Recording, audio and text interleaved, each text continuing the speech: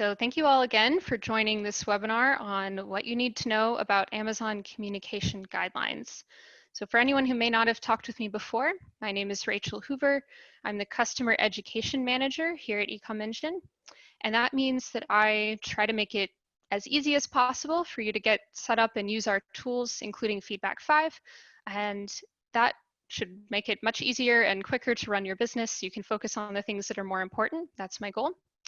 And my goal today with these communication guideline updates that Amazon's putting out, I just want to make them as clear and easy to understand as possible and give you the details on what we are going to handle for you by updating FeedbackFive and then what you might need to do for yourself. So if you're able to, I actually recommend that you open your FeedbackFive account and kind of follow along. You might notice a few quick things that you can go ahead and update today, and then you won't have to worry about it before November 3rd. It can be easy to kind of forget what you have set up in there. So I'm going to try to make this clear and easy so you can do all of your updates as soon as possible and not have to worry about it anymore. But again, we are recording this webinar. We will share it around. So if you can't follow along with everything and you want to go back and double check, you'll be able to review the recording again later. All right, so to start off, just a quick reminder to everyone. So Amazon has updated their communication guidelines, but those updates go into effect on November 3rd, 2020. So we have a few weeks to prepare and make sure that everyone is up to date with these new guidelines and that you're safe before any new policies go into effect. And there are some things that Amazon is just kind of clarifying or reaffirming that you are allowed to do. So there's some really good news in these guidelines.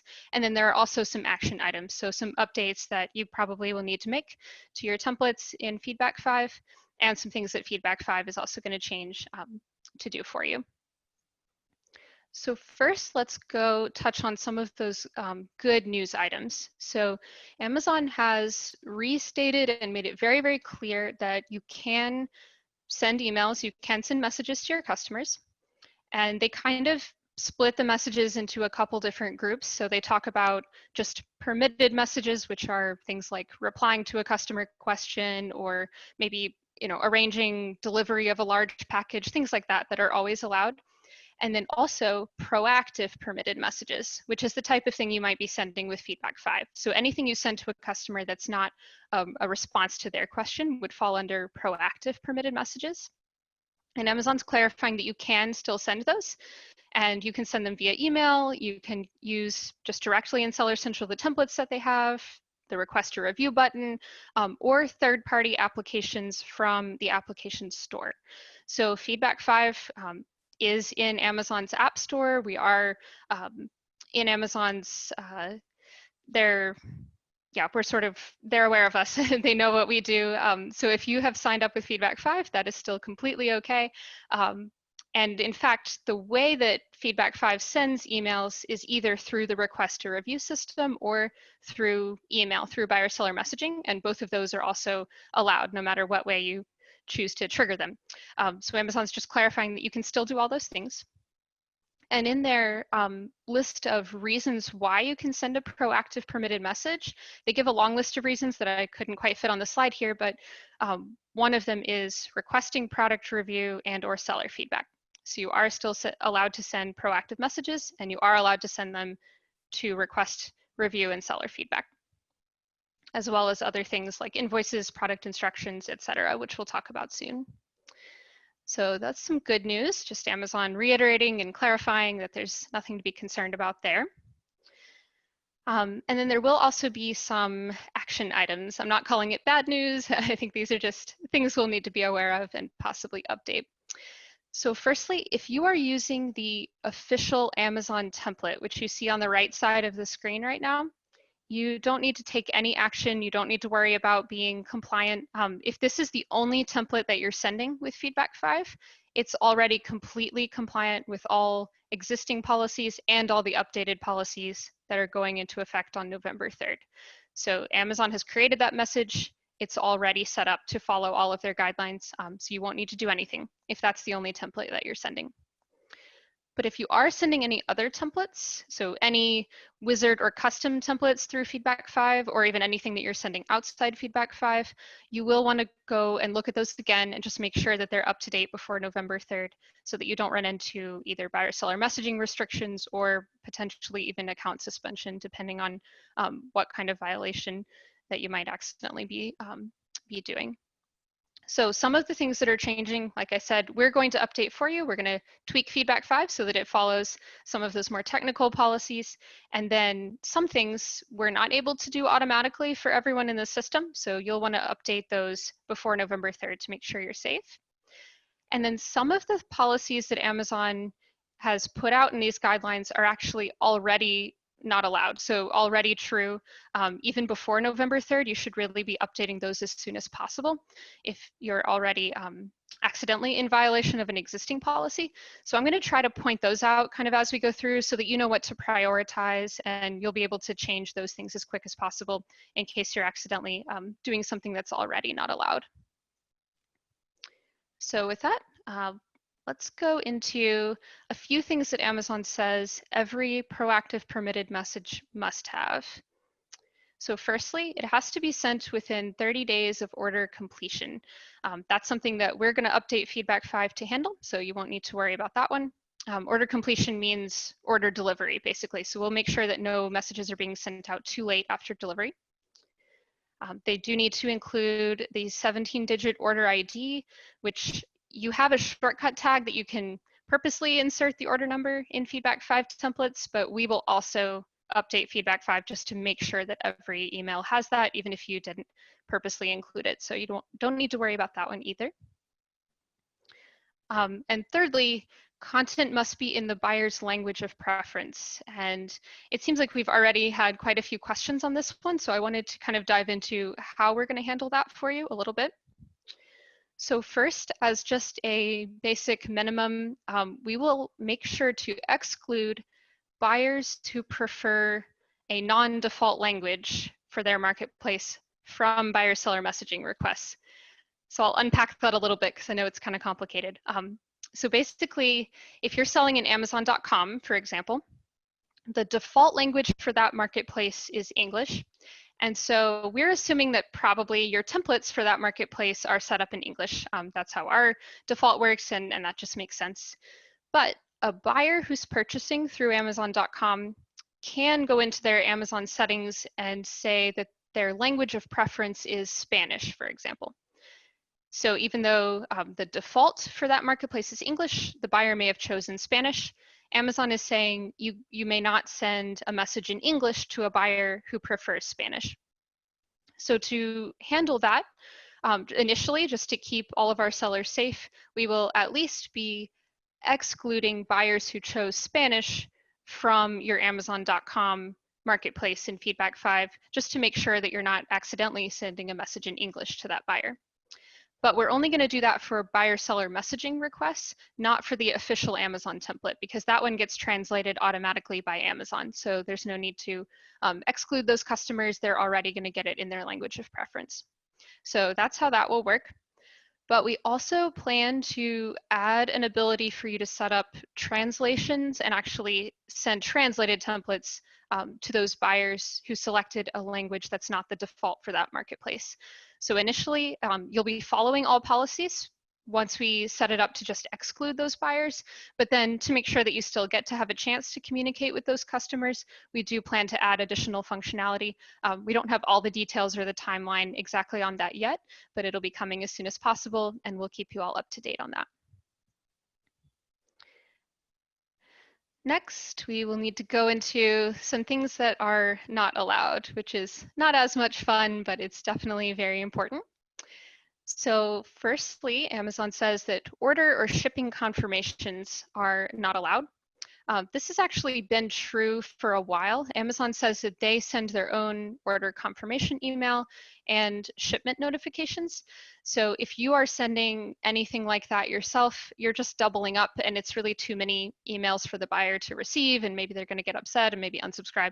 So it makes sense that Amazon's kind of moving in the direction of less is more. Just don't send anything that's really repetitive. So if you have an order confirmation or shipping confirmation email set up in FeedbackFive today, I do recommend just going ahead and turning that off, because actually that policy has been mentioned before and Amazon's just clarifying it again for November 3rd. The next one is a little bit new though. So messages that say only thank you or that you're here to help if buyers have any problems. That I've seen a lot of sellers kind of using maybe thank you note type emails, or just proactively sending an email right after the order's placed to say, if you have any questions or problems, just reply. It can be a good way to kind of build more of a personal connection between your buyer and yourself. But I think Amazon here is, again, just going in the direction of less is more. You don't want to be sending too many emails.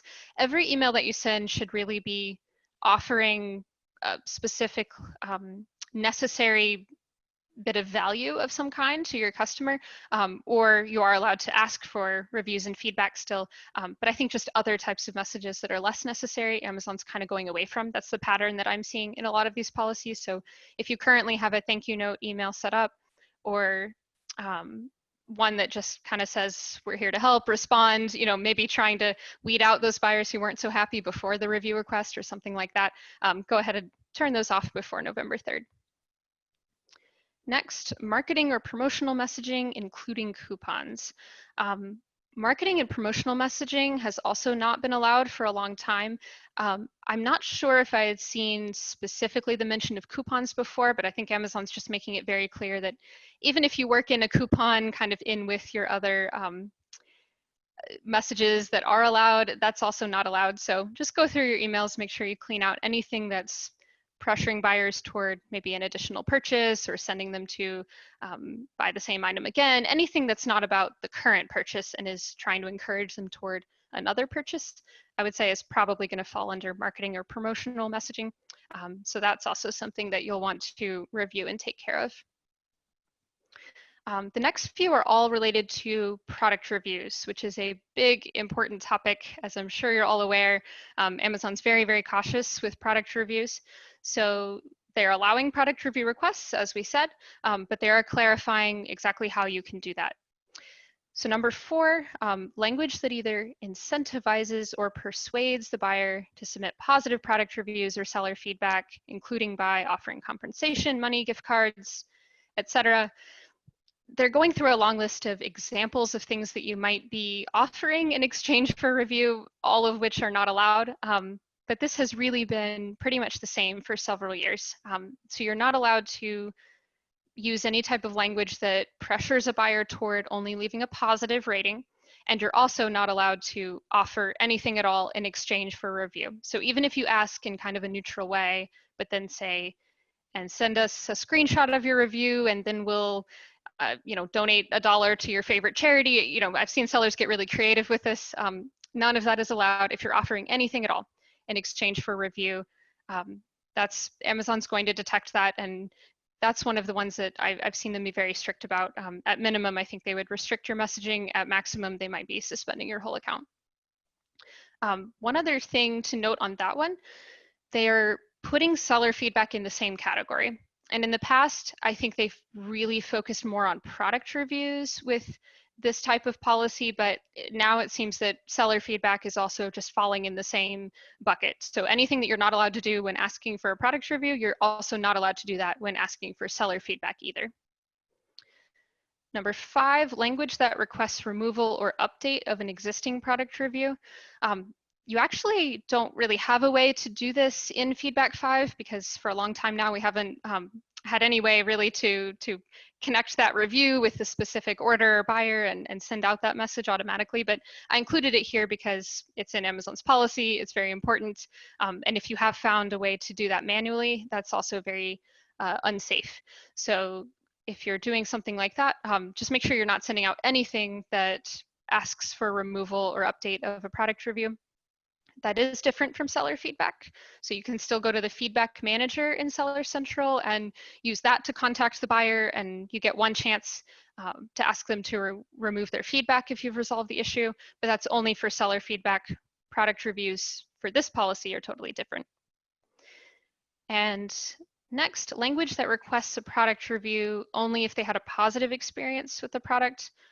Again, that's been pretty much the case for a long time.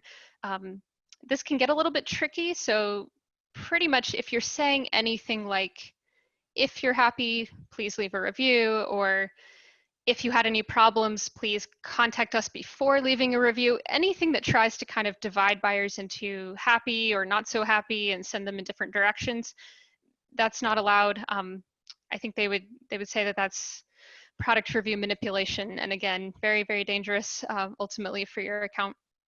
So try to avoid just any kind of if phrase or anything that says before leaving a review. Any of that I think would fall under rule number 6 there. So you can still just say, please leave a review, or would you mind leaving a review, just something totally neutral. And then I think down below, you could still say something like, reply to this email if you have any questions, just keeping it very, very neutral, very minimal, letting them know that they can reach out to you, especially maybe for merchant fulfilled orders where you're really handling the customer service, but you don't want it to be conditional or, choose one or the other of these paths. It's just, you could put both options there, just very, very neutral. So that's all kind of the product review request policies there. The last one I highlighted as being kind of a big update, because I think I still see a lot of sellers doing this, and it's kind of been unclear from Amazon for a while. So a repeat request per order for a product review or seller feedback is not allowed. So that means if a buyer purchases multiple times, you can send a request for each separate order if you'd like to, but for the same order number, they should not be getting more than one request for review or feedback. And we've already had some questions on this one, like, can I send one request for a product review and one request for seller feedback? Based on what I've seen from working with a lot of sellers who got restrictions on their messaging or other problems, and then my teammates, we're working with thousands of Amazon sellers all the time, plus what we've just been hearing from Amazon, what we've been kind of the pattern we've seen from them over the last several years, it really seems like Amazon is encouraging one request total. So that could mean just choosing which of these is most important to your business and requesting only reviews or only feedback. Or it could mean following the example of Amazon's official template and actually putting both in the same email. And I think that can be a good strategy as long as you make it very clear which one is which. So if you say, well, like Amazon's template says, rate this item, and then underneath that says, rate your experience with the seller. So that way it's very clear that these are two different things. So I think that can work because a lot of buyers don't really know the difference between the two, and they kind of need some guidance. If they're getting two separate emails and one says leave a review and the other says leave feedback, they probably just think it's the same thing. But if they see them in one email with very clear language, maybe they'll actually go and leave both. And then a third option for that might be if you're on the pro plan level or above with FeedbackFive, you have the ability to create a custom campaign and use the order number campaign rule. So you could set it up so that all your odd numbered orders get a seller feedback request and all your even numbered orders get a product review request, something like that. So you can kind of divide up your audience. Each order is just getting one request, but they're different for different orders so that you still get some of both coming in for your business. So there's a lot of ways to handle that, but the bottom line is no more than one request message per order number. All right, let's go ahead and move on. So that's kind of the list of types of messages that are not really allowed, but then there's a few more notes on the content within the message that might not be allowed, even if kind of the type that you're sending is good. And again, I'm trying to kind of make it clear which ones are kind of on your end, which ones we will be handling for you. So the first one on this list is external links, unless they are secure working links necessary for order completion or links to Amazon. I want to unpack that one a little bit because I think there's maybe some confusion on this one or some room for interpretation. Links to Amazon are still totally fine. So that means a link to leave seller feedback, a link to leave a product review, a track package link, maybe even a link just to the order details in case the buyer wants to review them. Those type of things are still fine. I think maybe this is my opinion, but I think maybe this opens the door for if you had some kind of instructional material or just information about the product that's uploaded onto Amazon, that should still be okay because it's a direct link to Amazon. Other than that, you should just be really, really cautious about what type of links you're sending. Make sure that they're truly necessary for order completion and that they're secure. So they should start with HTTPS, not HTTP. So things like sending buyers to your social media or something like that, that's not considered necessary. Amazon could really either restrict you or at least just strip the links out or something like that. There's just no reason really to do that. But if you have something that's instructions for the product or something that's going to be really helpful to the customer that they really need to have to complete the order, then you can include that. Along kind of similar lines, Amazon is saying that attachments are not allowed except for product instructions, warranty information, or invoices. So you can still send attachments, but they're limited to those type of things that are necessary for the order. They're directly related to the current purchase. So this is not a sneaky way of working in marketing material. Really anything that is not allowed in the Amazon message itself probably shouldn't go in your attachment either, is kind of the rule of thumb, I would say, because Amazon can certainly open your attachments. They can look at what you're sending. It just needs to be something that's directly necessary for the current purchase. Logos, if they contain or display a link to your website, this one has been true for a while. So you are allowed to use your logo, but if you somehow have your website URL in your logo, even if the logo itself isn't linked or clickable, if you just have the website written on there, that's not allowed. So be very careful, especially if your store name is something like, mystore.com. If there's any like .com, .net, something like that in the logo, I think Amazon would say that's a website. So you can either rework your logo so that it doesn't have that in there and upload a new version through FeedbackFive, or just go without the logo. Maybe just put your store name minus any kind of website information just in text. That would work too. And again, that one is already true. So if you're doing that today and maybe weren't aware of this, it's best to go ahead and delete any websites or any logos that contain any of that information. A link to opt out of messaging is not allowed. You probably don't have this if you're using FeedbackFive because we took away our opt-out links a long time ago when Amazon instituted their own opt-out. But maybe double check if you notice that somehow maybe an opt-out link for your own company email list or something worked its way in there. You want to go ahead and delete that. Sensitive content, that's pretty straightforward. I think maybe depending on what type of products you're selling, there might be some kind of judgment call with this, but maybe just stay on the cautious side with things like that. I think Amazon can be pretty particular, as we've seen.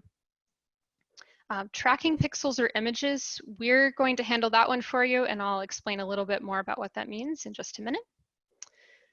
Email addresses or telephone numbers. So email addresses, I think Amazon's been stripping those out, or at least saying they're not allowed for quite a while, but they're clarifying that telephone numbers are also not allowed.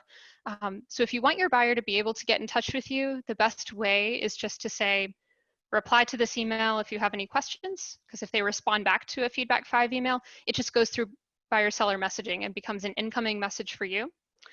Or you can use the contact us shortcut tag. So it's just a link that says contact us, and it takes them to the Amazon page where they can send you a message. So either way, it's just channeling all the communication through Amazon's system so that they have a record of it. They could arbitrate disputes. They could see if you're doing or saying anything that you shouldn't be.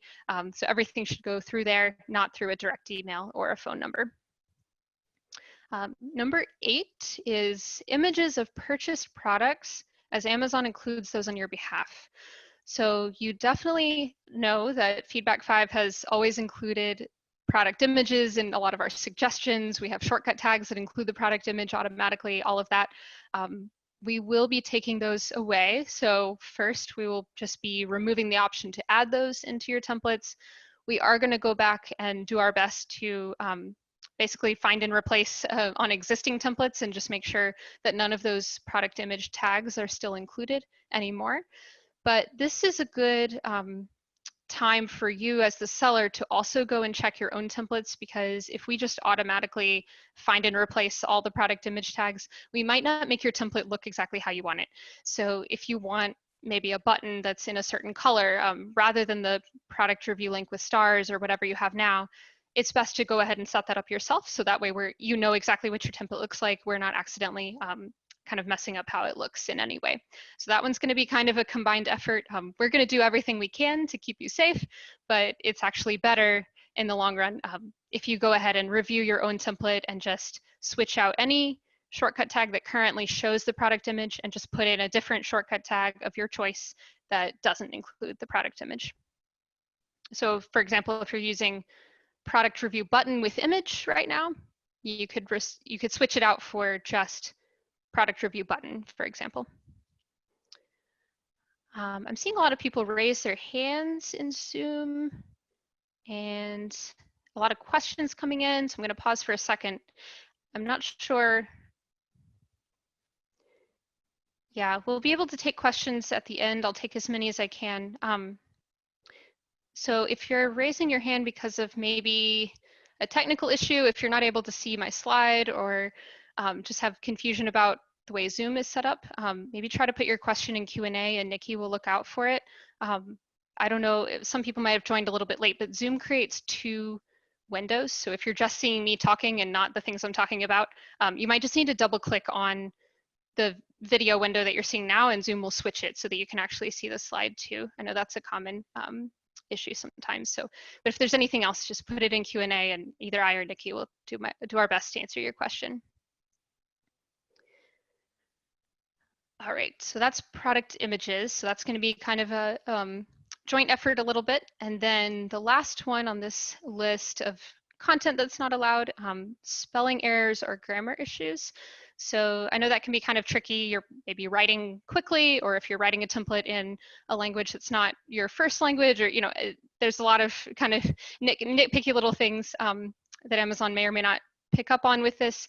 I think it's always a good idea to just at least have one more person read over anything that you're writing in your templates. So get that second pair of eyes, maybe write it in Word and use spell check, or set up Grammarly, which is a little plugin you can use. Just find some way of just kind of double checking, making sure there's no obvious misspellings or errors.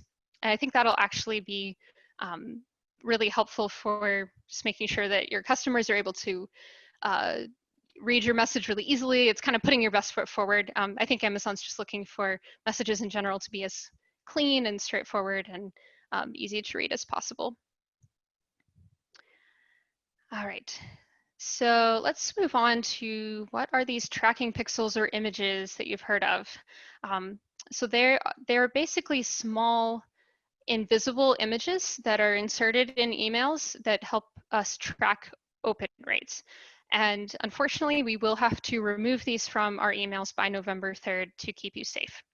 But we're going to keep open rates available for as long as they're allowed. So up until November 3rd, you'll still have open rates in the tool. You'll still be able to track those for your buyer-seller messaging templates.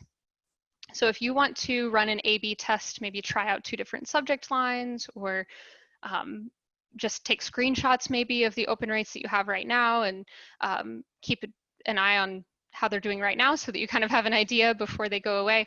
Now's the time to do that. You have a few more weeks, and then just before November 3rd, right when they're not allowed anymore, that's when we'll be taking those out.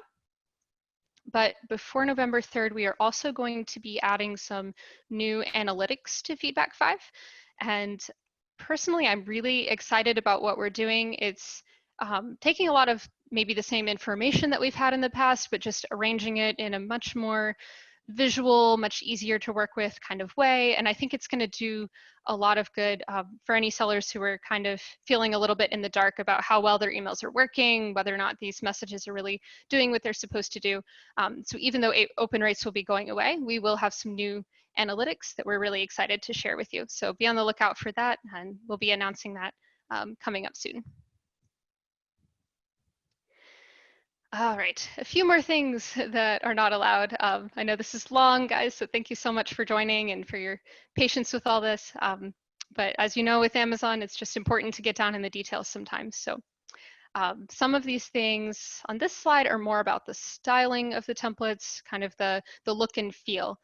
So sadly, the first two are a little disappointing. I know I had a lot of fun with these things, but emojis will not be allowed anymore. So you will see pretty soon, I think in the next couple days, we will be taking out the ability to add emojis to the subject line in the advanced editor. So we're going to take that away. We're also going to go back to existing templates pretty soon and just try to auto delete emojis that are there. But here again, kind of like the product images, it's a good idea to go and review your own templates and make sure that they're still going to look the way you want them to look, even without the emojis in them. So if you used an emoji maybe to replace a word in a sentence or something, and we just delete it, it could turn out very strange. So you just want to take a look at that and make sure that they're still going to make sense. Maybe go ahead and delete the emojis and just rework the template yourself. Similarly with GIFs or GIFs, so those animated images, we're going to be disabling the ability to upload those to FeedbackFive and add them, but you will probably want to go to your own templates and go ahead and remove any that are already existing and make sure that your template still makes sense without them. So it's on us to disable the ability to add them, but it's on you to go to your existing templates, remove those, and do whatever else you need to do to just make sure the template still makes sense. The third one is a little more technical, so unsecure images are not allowed. If you use our image library, you're safe. So if you've uploaded graphics through the image library on the right side, it's probably reversed for you, the right side of the advanced template editor, that's totally safe. Or in the wizard, if you just uploaded your logo at the top of the template, that's safe. So we host those securely. If you created your own HTML template and you're hosting an image from your own website or somewhere else, it might not be secure. So you just want to double check that. Next, message margins over 20% max width and image or graphic sizes larger than 80% max width. That can seem kind of weirdly specific or confusing, but basically preview your email, send test emails, check those test emails on mobile, try them out with different email clients, just see how they look before you start activating it for your customers. And you want it to just not look weird. You want it to be easy to read, easy to scroll through. You don't want anything that's making people scroll side to side on mobile, for example. You want everything to be narrow enough that it's just easy to read and easy to work with. That's pretty much going to be safe. If you're doing it where it just doesn't look odd and it's very easy to read, probably you're already within these guidelines. Overrides of Amazon's default line height, font family, or font color, number 5. Basically, you just want to keep it simple.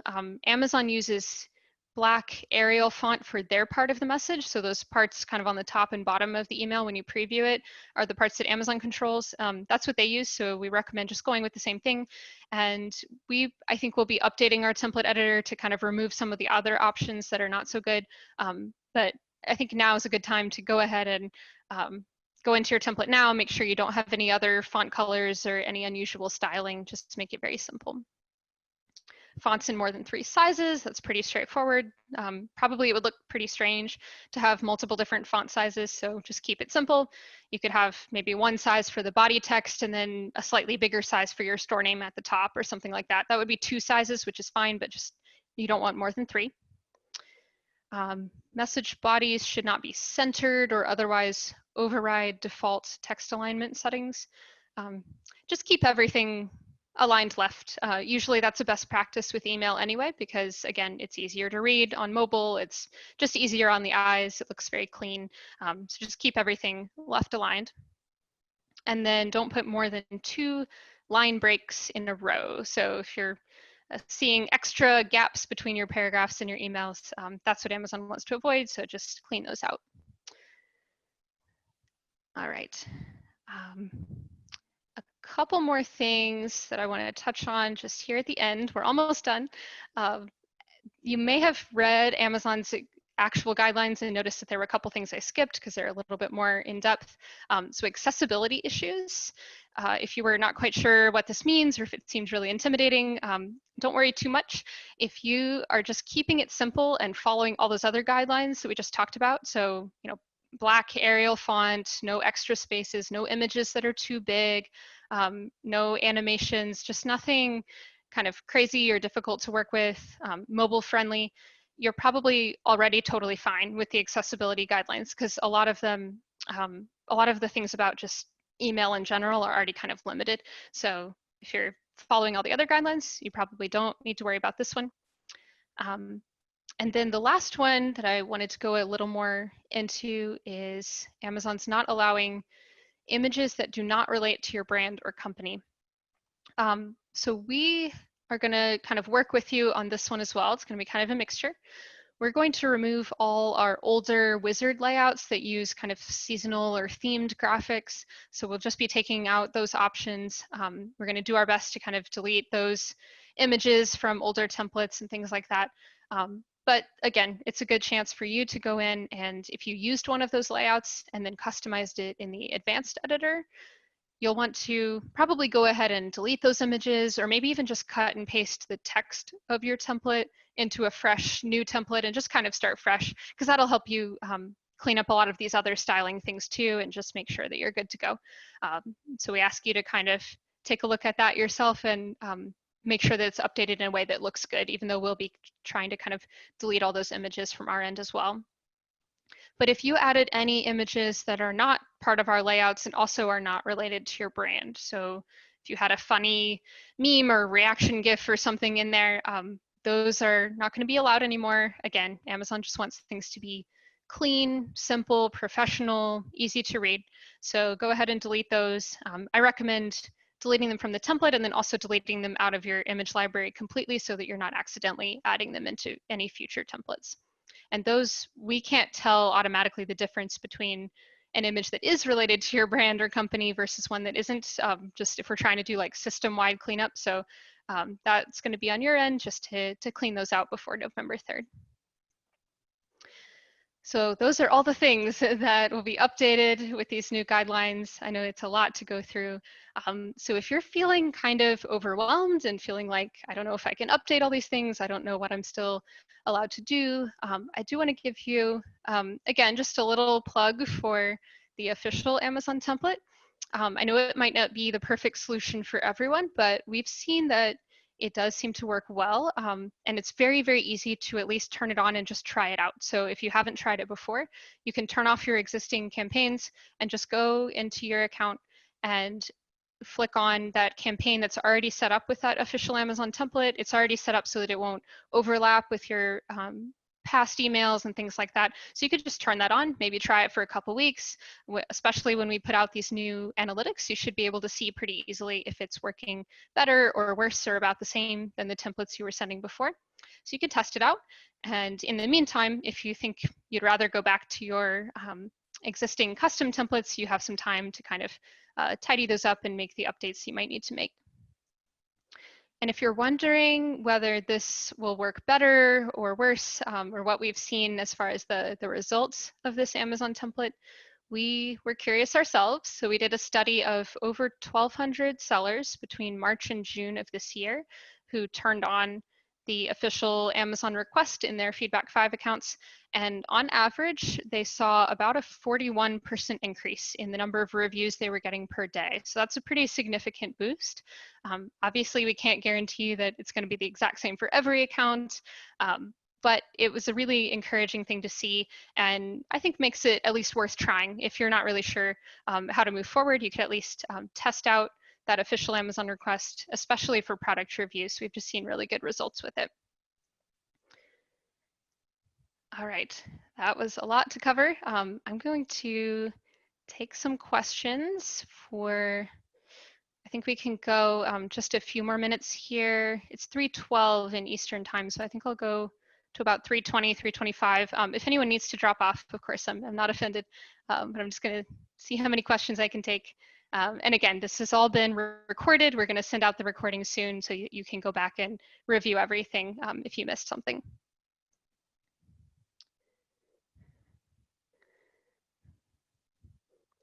All right.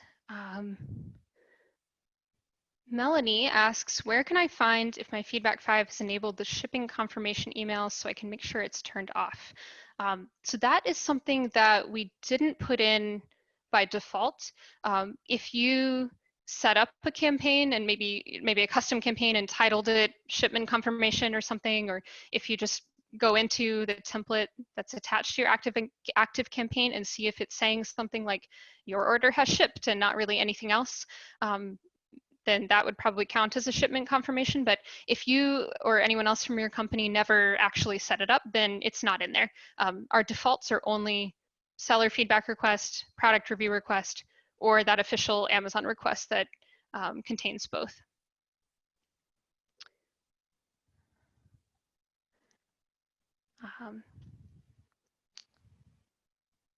Oops, I think I marked the wrong one as answered. I apologize if I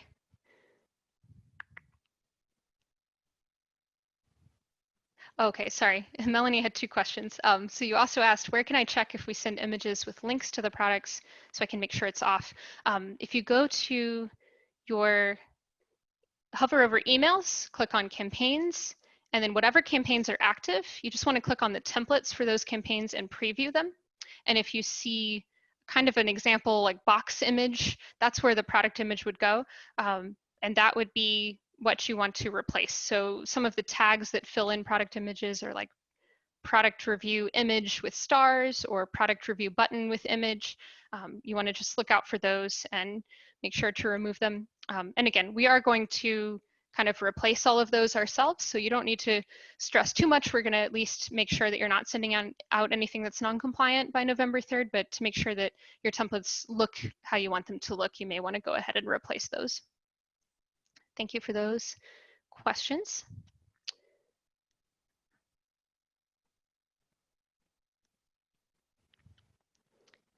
All right. Wyatt asks, would including a URL to our Amazon brand store at the bottom of my template, just as a footer with no call to action, violate the no marketing or promotional messaging? That is a tricky one.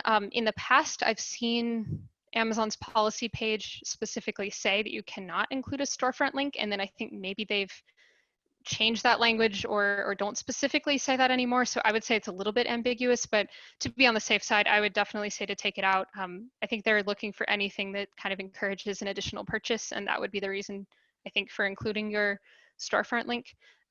So to be on the safe side, probably you want to take that out.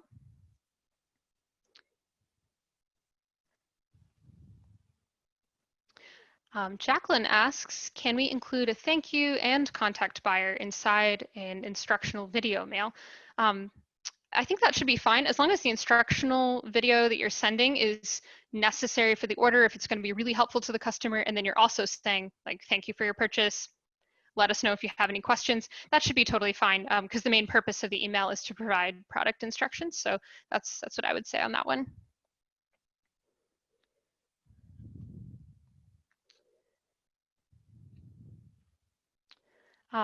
Makoto asks, I'm thinking of using FeedbackFive as a Japanese seller, but I don't know which initial template is okay to use. You may want to have a template that you can use as is. Great question. So actually we do, if you start up a new FeedbackFive account and you'll see 3 options of templates that we just give you, and all of those really are safe. Some of them might currently have a product image or something in them, but those are the things that we're going to update for you, even on existing templates. So if you were to set up FeedbackFive today and just turn on one of our default campaigns with the default template attached, it would be automatically updated by the time November 3rd comes around, and it will be safe. And of course, the official Amazon template is in there as well, and that one's also going to be, it's already fully up to date.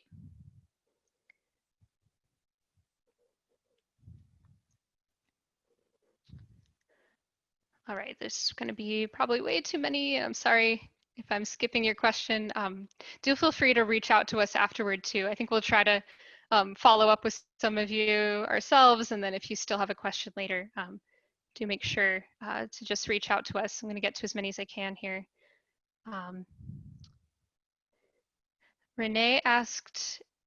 Open rate is a useful tool. How can we track the metric after November 3rd?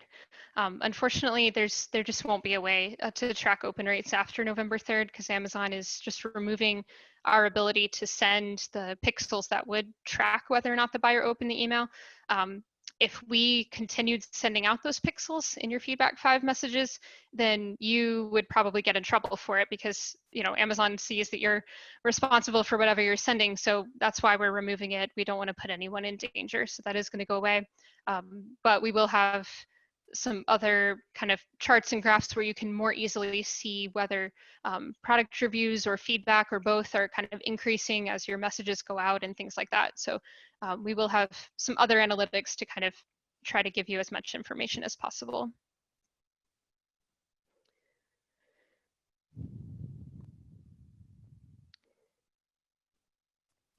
Shannon asks, can you send an email to all customers with a link to the user manual and then a week later send an official Amazon review request?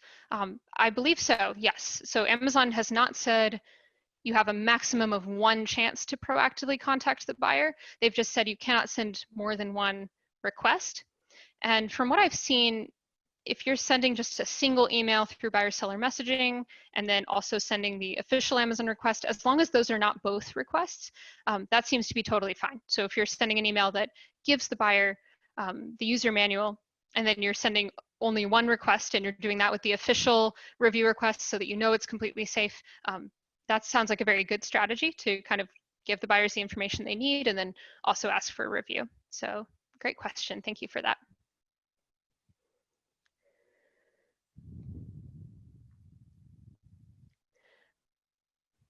Barris asks, are we allowed to enable or send both Amazon feedback and seller template seller feedback requests? If I'm understanding correctly, so I think you're asking, can you send a buyer seller messaging request? So maybe the seller feedback template that FeedbackFive creates and then also the Amazon review and feedback template.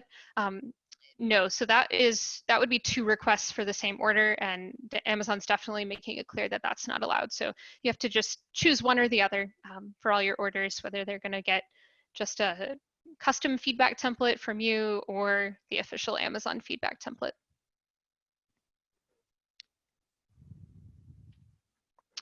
Wendy asks, assuming all of this would be relevant for print as well, say if an insert is included in the box when shipped. Great question. So far, I have not seen Amazon specifically say that all of this applies to packing inserts with the new guidelines, but in the past, they have stated on at least one of their policy pages that you pretty much can't do anything in a package insert that you wouldn't do by email. So I think, again, to stay on the safe side, you want to just keep it all consistent.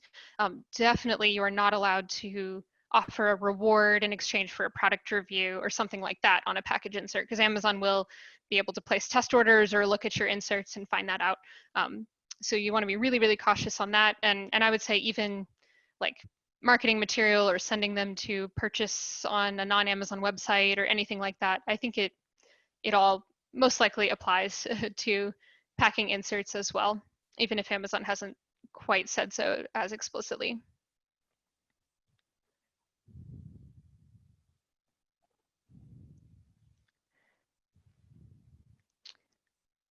All right, Jen asks, is there a limit of number of emails per order as long as they are within 30 days after delivery? For example, email 1 to provide necessary instructions and email 2 to request a product review.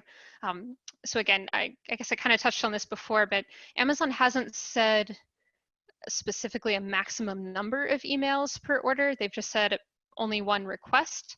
So I think one email for instructions and one email to request a review should be allowed by these policies, but I wouldn't recommend doing more than that. So more than 2 emails probably is just getting to be too much.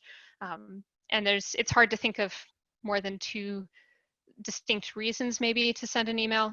So you wouldn't want to put like a separate review request and feedback request and instructions or anything like that.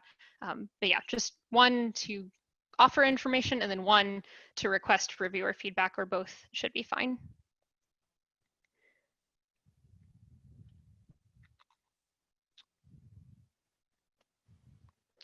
And kind of along the same lines, Erica is asking, can we only send one email to a customer now, either a seller feedback or a product review request? Yeah, this is still, I think, a little bit ambiguous in Amazon's wording, but from what I've seen from working with a lot of sellers, sellers who are sending a seller feedback request and a review request for the same orders are tending to get restricted. It's not 100% all of the time, but it's often enough that I would say it's a pattern, and definitely you want to just keep that to one request to avoid getting potentially restricted permanently from sending proactive emails, which we've seen Amazon doing lately. So yeah, either pick one or the other or kind of combine those into a single email.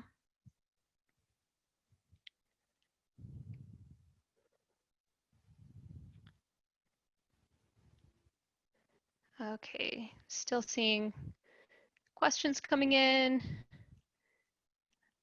I'll give it maybe one or two more answers here before we have to go. George asks, how about UPS labels? So I'm assuming this is referring to either in attachments or maybe just sending kind of an email, like rather than product instructions or something, what if you need to send a UPS return label? It's not really specifically stated in Amazon's policy either way, so I hesitate to really make a judgment on that, but I think probably that's something that is directly related to the order, so probably kind of in the spirit of these guidelines, I think it should be fine. But again, just think about whether it's very necessary to the order. If someone has maybe asked to return the product and then of course you're responding to them and you need to include a UPS label, that makes sense. But just be cautious about including anything that's really not necessary, or just kind of sending additional emails for maybe reasons that don't apply to all buyers or something. So I think generally that should be okay, but that's kind of my opinion or my interpretation. Something to be cautious about.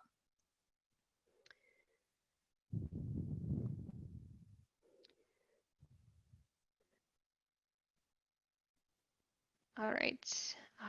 Yen asks, how about a company logo that contains the company's website address? So no, that's actually already not allowed by Amazon. So if you do have a logo that contains the company's web address in it, you want to go ahead and actually delete that today from your emails, because Amazon already doesn't allow that, and they're still not going to allow that past November 3rd either. So you can have your logo, but just don't have your website in it.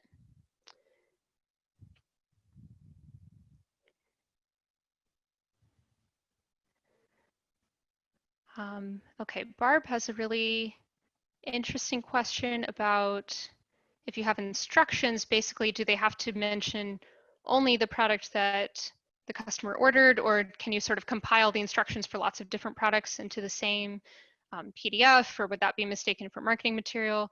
That's a little bit tricky. I think if you can make the instructions separate, that's probably a good experience for the buyer. So I would recommend that probably. We have something called SKU tags in FeedbackFive that I recommend you take a look at and see if that might help you, so that you can just insert the instructions for only whatever the buyer purchased, which is really handy. So if you go to the Help Center, click on Help in FeedbackFive and look up SKU tags. So SKU tags, that might help you. But if you can't, like if it's not really practical to separate the instructions, as long as they truly are instructions and you're not trying to market those other products, I think that would still be allowed technically.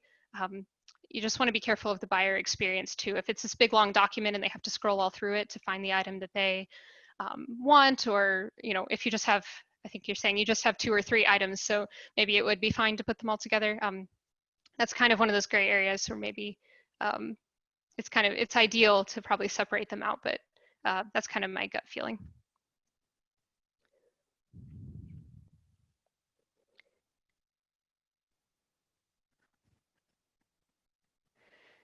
All right.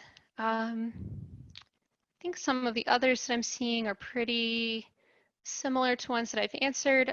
If I didn't get to your question, or if you think of more questions later, again, just feel free to reach out to us. You can reach us at feedbackfive@ecomengine.com by email, or we have a phone number, we have live chat. If you click on help inside FeedbackFive and go to the Help Center, we have all of those contact methods available to you. So just choose whatever's easiest for you. We'll get back to you as soon as possible.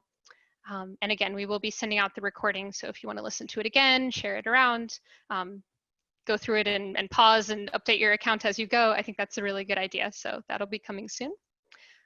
Thank you all again for joining today. Thank you for sticking with it through this longer than usual webinar with all these different points.